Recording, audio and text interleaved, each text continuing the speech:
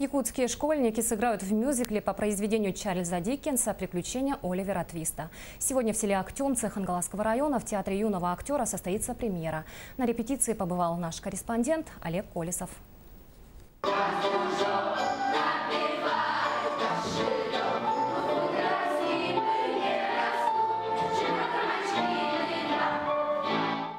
«Приключения Оливера Твиста» – самый знаменитый роман великого английского писателя Чарльза Диккенса. Это история мальчика, который остался сиротой и вынужден скитаться по мрачным трущобам Лондона. Но Оливер, будучи веселым, неунывающим и чистым душой мальчиком, в конце вознаграждается судьбой за свою стойкость и жизнелюбие. Эту историю сегодня представят в Ленском крае Малой академии наук перед первым президентом Михаилом Николаевым и руководством республики. Мюзикл поставил московский режиссер Майербек. Ребята работают, в общем-то, с энтузиазмом.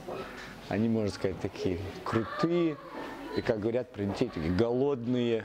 Не с точки зрения, чтобы покушать, а с точки зрения знаний театральных дисциплин. Хореография, вокал, пластика, актерское мастерство. Театр юного актера открылся еще в 2002 году по инициативе первого президента республики Михаила Николаева. Тогда был поставлен мюзикл под названием «Фантазии» на тему Дунаевского. Именитые режиссеры, педагоги и вокалисты, хореографы из Москвы окунули детей в волшебную атмосферу театра. Спустя 14 лет участники первого состава театра встретились, вспомнили веселые времена и поделились опытом с нынешним составом театра.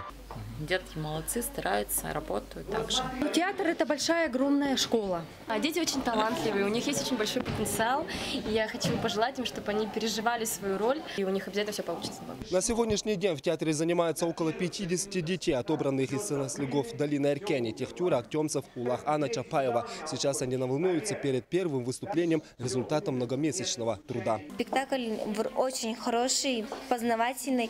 Нам говорят, какие эмоции показывать. Этот спектакль очень интересный и загадочный. И я очень рад, что я участвую в этом спектакле.